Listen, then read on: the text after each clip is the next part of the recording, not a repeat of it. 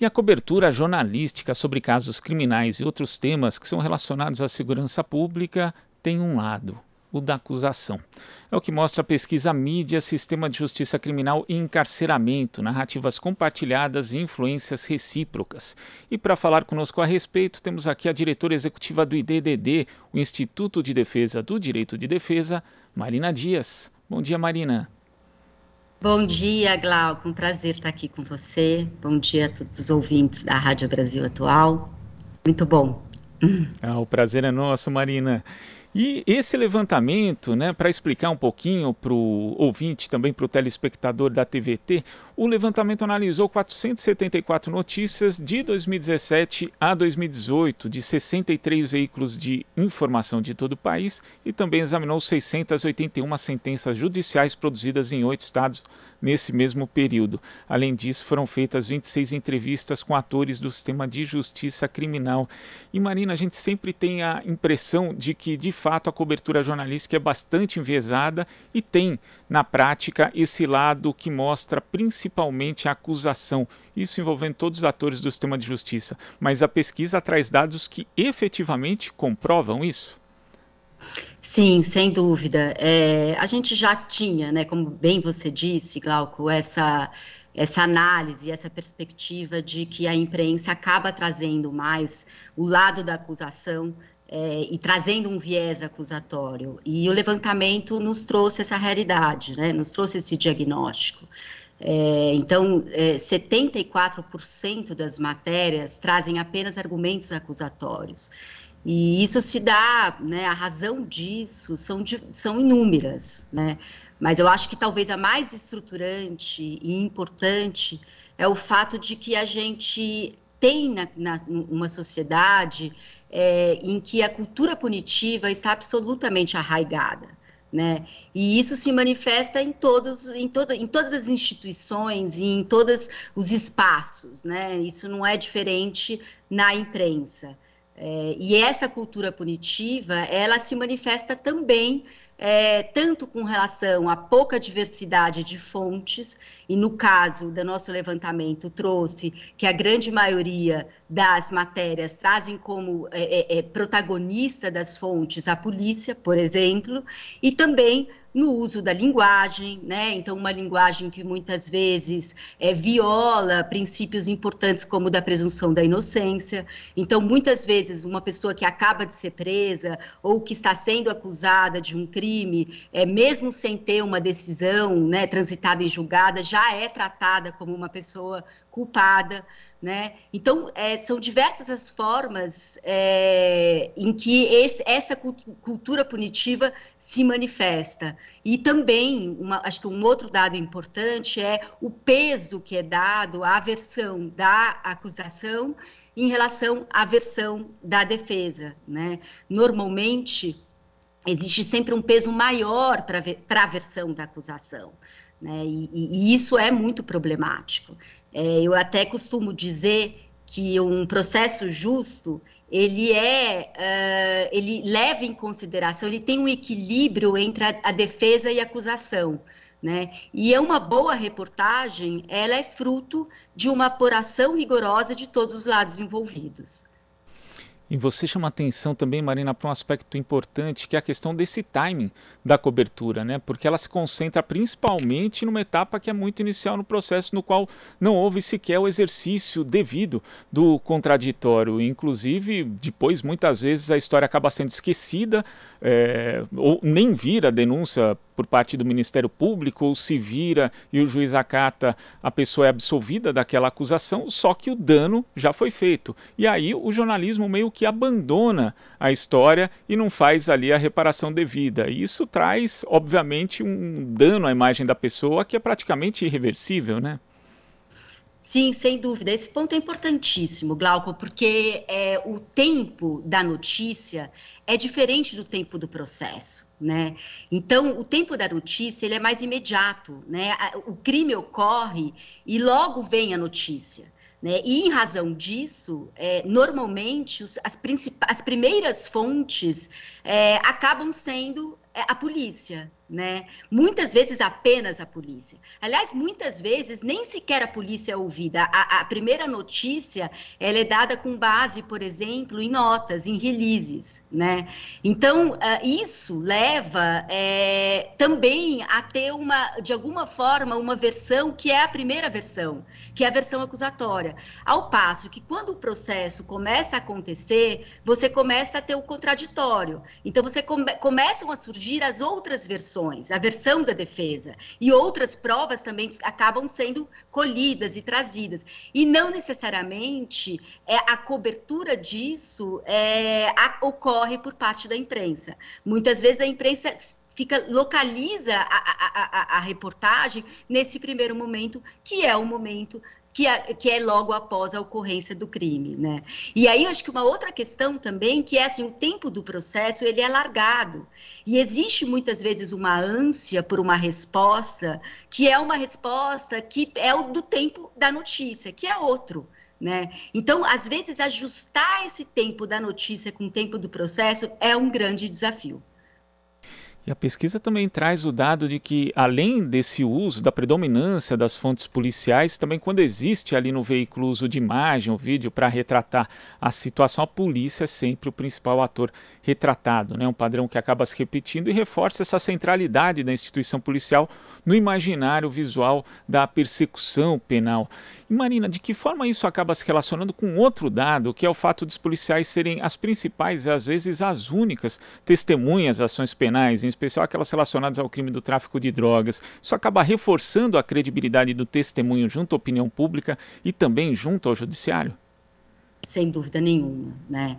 A gente tem aí uma realidade em que, principalmente nos casos de crimes relacionados à lei de drogas, os policiais são as únicas testemunhas, né?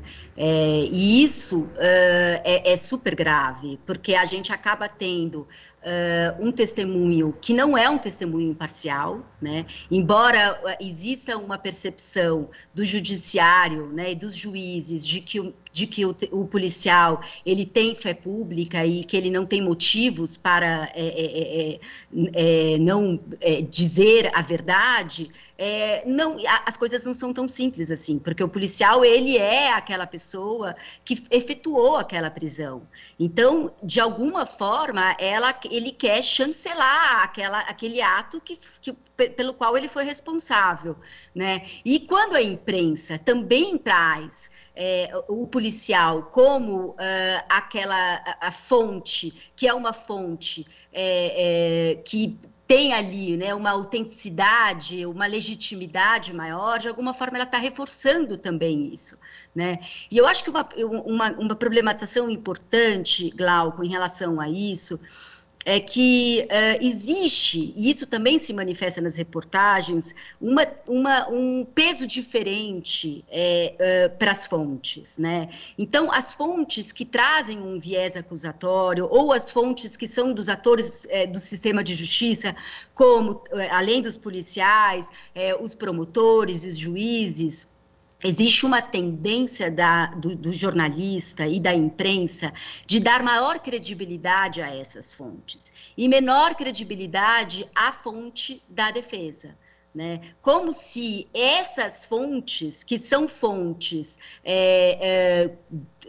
do judiciário e etc., fossem fontes imparciais, né? E que a defesa fosse uma fonte parcial. Mas é importante a gente não perder de vista que todas as fontes são importantes para trazer o fato da maneira mais ampla possível, né? E é importante também que o jornalista sempre desconfie da informação. Esse é o papel do jornalista, né? Tem uma frase que eu gosto muito do Eugênio Butti, né, que ele diz: na essência de sua profissão, o jornalista é o portador das interrogações que o cidadão tem o direito de dirigir ao poder. E é isso, o jornalista tem que desconfiar de todas as fontes. Por que aquele delegado, por exemplo, logo após uma prisão, está apresentando uma informação que deveria ainda ser sigilosa? Por que aquele delegado, logo após uma prisão, resolve exibir uma pessoa acusada, algemada, perante as câmeras? Existe interesse público numa ação como essa? imprensa? Ou será que a imprensa deve questionar um ato como esse, né? E acho que apenas é importante a gente não perder de vista que ao fazer isso e ao imprensa chancelar esse tipo de atitude, de alguma forma a gente está violando princípios importantes da Constituição Federal, princípios que são fundamentais numa democracia, como o direito de defesa, como a presunção da inocência. E ao fazer isso, de alguma forma, a gente também flexibiliza outros princípios que são importantes e fundamentais na democracia, como também a liberdade de imprensa, como também o sigilo da fonte.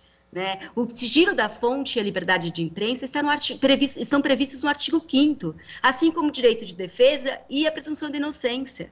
Né? Não é à toa que hoje a gente assiste uma série de ameaças a esses princípios que são pilares da democracia. Marina, quando você fala dessa obrigação que o jornalista tem mesmo de desconfiar das fontes, eu lembro do caso emblemático para o jornalismo brasileiro, que é o caso da Escola Base, né, onde um delegado expôs ali uma família toda, né, dona da escola, depois viu-se que não era nada daquilo, a apuração dele era absolutamente enviesada, inclusive com diversas coisas inventadas, só um jornalista, à época do Diário Popular, confrontou aquilo, não comprou a tese do delegado, e todos os outros veículos acabaram inclusive sendo processados, mas a justiça acabou sendo tardia, inclusive como diz, né, o dito justiça tardia às vezes acaba não sendo justiça, e aquilo causou, na verdade, destruiu a vida das pessoas envolvidas ali, né? Por isso que a imprensa tem a obrigação não só de desconfiar, como você fala, Marina, mas de apurar devidamente, porque também o levantamento aqui traz dados de que mais de 50% das matérias ouviram uma fonte só ou não ouviram nenhuma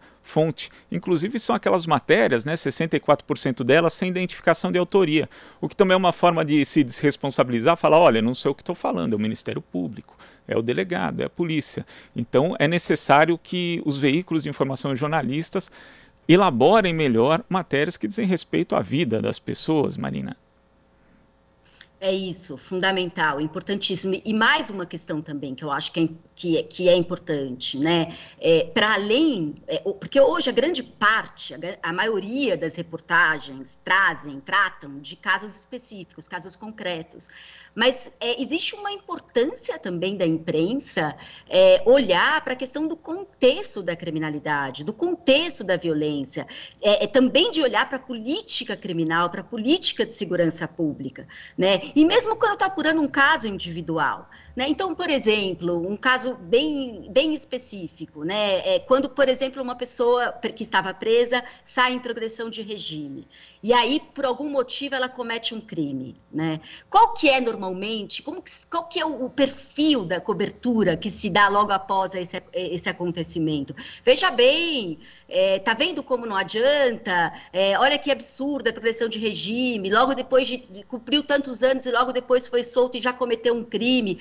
Não há um questionamento sobre o sistema prisional, sobre a eficácia da pena, sobre a eficácia da punição, né? Sobre a eficácia de um encarceramento em massa, de uma política de encarceramento em massa. E esse tipo de problematização é importantíssimo, porque a gente vive uma realidade de encarceramento terrível, né? O Brasil é o terceiro país com a maior população prisional do mundo, e não para de crescer essa população, é o país que mais cresce essa população prisional, né? A gente tem uma guerra às drogas terrível aí posta e que traz uma série de consequências em termos, inclusive, de fortalecimento das organizações criminosas, também no sentido de levar para as prisões jovens que muitas vezes não estão comprometidos com, né, uma malha criminosa mais complexa.